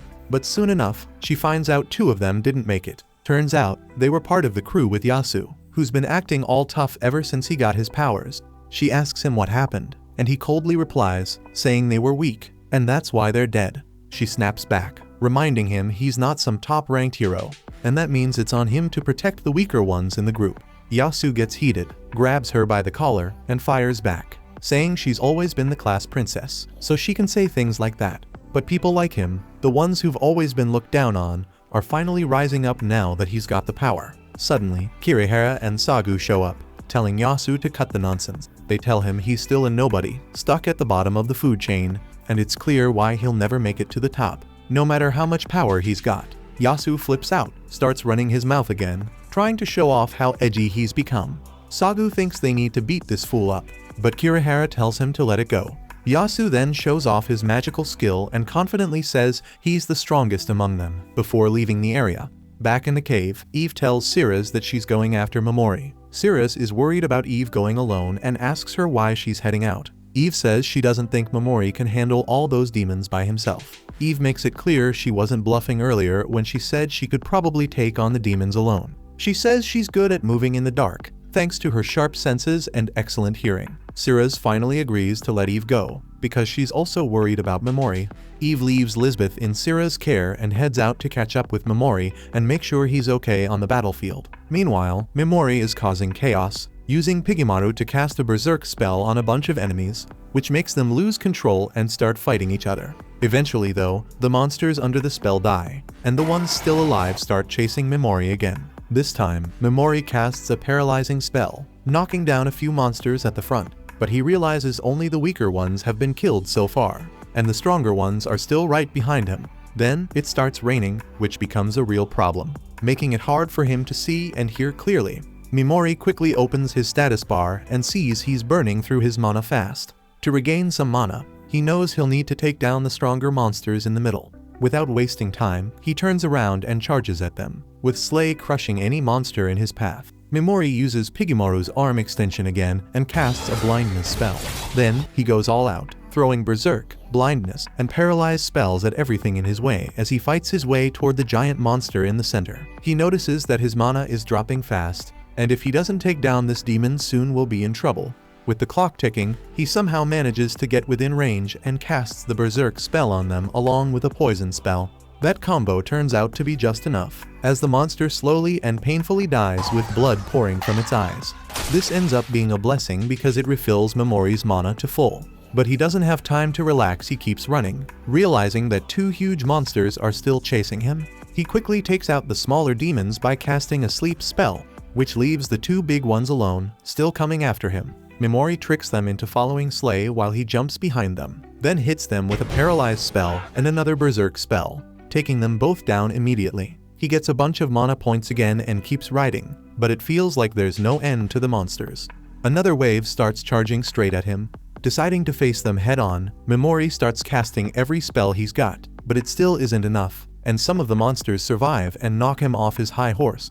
Surrounded, with the monsters closing in from all sides, he keeps spamming spells one after the other, killing everything around him, but he's still wondering if that's gonna be enough. Meanwhile, Kashima, one of the hero students, is sitting on the ground, terrified right in front of a dead demon. That's when Eve shows up and wonders what a human is doing out here. Suddenly, another girl emerges from the woods and tries to hit Eve with a lightning strike. Eve manages to block the attack, but the girl, Itsuki, follows up with a second combo, catching Eve off guard. Thinking Eve is just another demon, Itsuki tells her to get ready as she lunges at her with her sword fully prepared to kill Eve. Eve's throat is locked up from the shock, so she can't say a word right now, but she's got enough strength to move around, though she's moving way slower than before. Itsuki's stunned that Eve could survive her lightning strike. But as the fight keeps going, Itsuki's getting faster, sharper, and Eve's struggling to keep up. Eve's about to have her throat run through when, at the very last second, Itsuki's sister steps in and tells her to chill. Itsuki's relieved Hijiri showed up, but she's confused why she told her to stop right when she was about to take out this beast. Hijiri clears it up, saying Eve ain't no monster, even if they might have thought she was. Hijiri knows about the beast people in this world and that they're just as smart as humans, which means they could still talk things out. Itsuki ain't convinced, thinking Eve won't negotiate since she hasn't said a thing the whole time. But Hijiri reminds her that her power keeps people from talking. Eve literally can't say anything. That's when it clicks for Itsuki, realizing she might have gone a little too far. She straight up apologizes to Eve for attacking out of nowhere. While she's saying sorry, Eve starts feeling better about the whole thing, thinking these folks might not be so bad, and maybe she won't have to throw down anymore. Hijiri asks Eve if she's cool with letting this slide without holding it against them, and Eve's good with it. Before they part ways, Hijiri introduces herself as one of the humans from another world. She already knows about Eve's rep as a bloodsport fighter. Having heard the stories, Hijiri figures that if Eve's out here in the middle of nowhere, she's probably looking for someone. Eve confirms she's hunting for her master, and that gets Hijiri curious because it means her master survived the monster stampede. Now she's even more interested in this person Eve calls master. Meanwhile, Momori's still holding the line against the monsters, but when he tries to cast Paralyze again, Pigemaru's out of juice. Instead, he uses sleep and poison to take down the last monster. Momori's still got plenty of mana in the tank, but Pigemaru is tapped out from all the work, so Momori breaks their link and lets Pigemaru rest. He also tells Slay not to push himself too hard. If Slay needs a breather, Momori's got it covered on his own. Momori's got a few scrapes, but overall, he's hanging in there, and according to his status, he's even hit level 2000. That sounds cool and all, but leveling up ain't healing his wounds, so he's gonna hit his breaking point soon. There's still one more beast left, and it's probably one of those human-faced creatures. Momori can't do a thing while it's out of sight, and the monster knows that. So when it charges at him, it keeps its face hidden and starts blasting a bunch of laser beams to mess up his focus. One of those beams hits Momori and Slay, dropping both of them to the ground. Slay's done running and Momori calls on Pigemaru for one last job. The monster fires another round of lasers, stirring up a massive dust cloud, making it impossible for Momori to use Paralyze. But while the monster's scanning the ground for him, it gets thrown off by Momori's helmet, thinking he's about to sneak attack from behind. It spins around ready to counter, but standing there isn't Momori, it's Pigemaru. Momori's actually up above. By the time the monster figures it out, it's already paralyzed. Momori gives the beast credit it was smart, but in trying to keep him from getting a clear shot, it forgot to keep track of his position, which is how Momori got the upper hand. Momori might have won, but he's messed up bad from all the hits.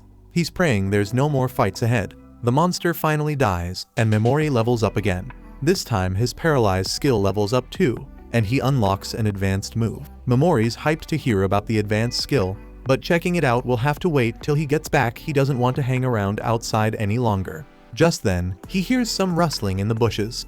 It might not be a big monster, but with the shape Momori's in, he can't handle another fight. Things are looking grim until Eve shows up right in time, slicing a wolf in half and telling Momori she's here to take him back. Since he can barely move, Eve picks Momori up and carries him on her back as they make their way back to the cave. On the way, she fills him in about her run-in with Hijiri, Itsuki, and Kashima, but she makes sure to let him know she didn't spill anything that could give him away. Momori tells her she did the right thing because even if those three aren't bad people, their ties to the goddess could mess up his revenge plan. The best thing is for everybody to keep thinking he's long gone. After a few minutes, Eve and Momori finally get back to the cave, and Lisbeth and Siraz are all smiles, happy to see he made it. Once they settle in, Eve heads back out to keep watch for the night. Momori feels bad, apologizing for making her do it since she's probably worn out too. Eve brushes it off, saying she's fine and that Momori's in way worse shape than her. Not long after she heads out, Siraz finishes patching up Momori's injuries. He thanks her for looking out, but Sirez isn't done yet. She offers to fix up his jacket since it got shredded in the fight.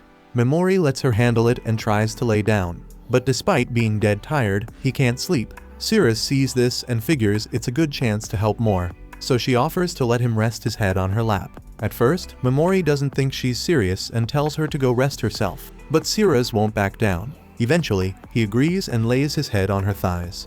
This takes Memori back. He hasn't slept on someone's lap since his aunt, and that was ages ago. As he closes his eyes, Sirez gently holds his head, telling him he doesn't have to carry everything on his own. When the monsters attacked all at once, Memori acted like he was sure they'd make it out alive, which put Eve and Lisbeth at ease. But Sirez saw through it. She knew he was faking the whole time, and she was worried. She warns him that if he keeps pushing himself this hard, eventually, it's gonna catch up with him. Sirez is set on having his back, making sure he doesn't break under the pressure. All she asks is that when things get too heavy, he comes to her. Memori appreciates what Sirez is saying, though he kinda feels like she's being a little too protective. He jokes around, saying she's like the big sister he never had, and that makes Sirez laugh. That reminds her, though she's been curious, how old is Memori anyway? Memori tells her he's 17, and Sirez is caught off guard, realizing he's younger than her. Memori thought he'd be the younger one, assuming Sirez, being an elf, had to be at least 100. But Sirez surprises him by saying she's only 19. She admits she thought Memori was in his early 20s. Even though she now knows Memori's younger, it doesn't change how she sees him. He's still her lord. Eventually, Memori drifts off to sleep and Sirez is glad he's finally getting some rest. But once he's out, things take a turn. She's trying to put him down carefully, but then she slips on the sheets and ends up in a weird position. She's getting way too close to kissing Memori, and it hits her that this is all kinds of wrong, so she stops herself just in time. A little while later, Memori wakes up and sees Sirez is still awake. He asks if she's having trouble sleeping, and she says yes, so he helps her out by using his sleep skill. Memori decides not to mention what he saw, but he knows exactly what happened and realizes Sirez has feelings for him he didn't catch on to before. Meanwhile, Kashima is heading back with Itsuki and Hijiri, and Itsuki's got something on her mind. She doesn't get why Kashima's rolling with Asagi's crew. From her perspective, Kashima's vibe seems way more aligned with Sagu than Asagi, so she asks why Kashima sticks with Asagi. Kashima explains that back when they were going through the trials, she couldn't bring herself to kill the monster Asagi had caught for her, so Asagi did it instead and told her that now she's part of the family, with a little inappropriate behavior thrown in. Kashima knows Asagi's dangerous, but something about Asagi's wild ways feels like the wake-up call Sagu's been talking about. Back with Memori and the crew, they're closing in on the witch's territory. Sirez seems deep in thought, so Memori asks her what's up. She admits there's something she wants to tell him, but she's not ready yet, so she'll spill it some other time. Sirez doesn't realize that Memori already knows how she feels, and Memori plans to keep it that way for now. As long as things stay cool until his mission's done, he's good with it. The crew finally reaches the witch's territory and stumbles across an old magic seal on a tree. Memori's on edge, thinking it might trigger a trap,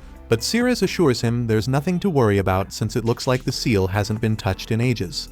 But as they push deeper into the witch's land, they come across another magic seal. This one's still active. A golem pops up, most likely placed there to block intruders. Memori paralyzes it, but decides not to break it since he doesn't want to wreck the witch's stuff. They keep moving further in until they reach a spot with no monsters at all. This has to be where the witch is staying. They enter a small cabin and find a hidden passage under the carpet. Going down into the basement, they run into a bunch of small golems, but these ones aren't paying them any mind, so Memori doesn't bother with them either. The last thing standing between them and their goal is a door with a magic lock. The only thing stopping people from getting through is that the lock needs a massive amount of magic to open. That would stop most folks, but Memori's magic is more than enough to get it open. Meanwhile, back with Kashima and the sisters, they return to camp, and Ayaka feels a huge wave of relief seeing Kashima safe. But before Ayaka can reach her, Asagi steps in, talking about how worried she was for Kashima even though she didn't lift a finger to help. Kashima knows Asagi's playing her games, but she's got to deal with it a little longer until she gets strong enough to stand on her own. On a different note, Hijiri's glad they found Kashima before she got hurt.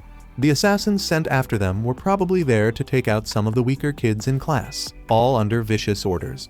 The goal is to make Ayaka doubt her ability to protect others, hoping that would cause the class to fall apart.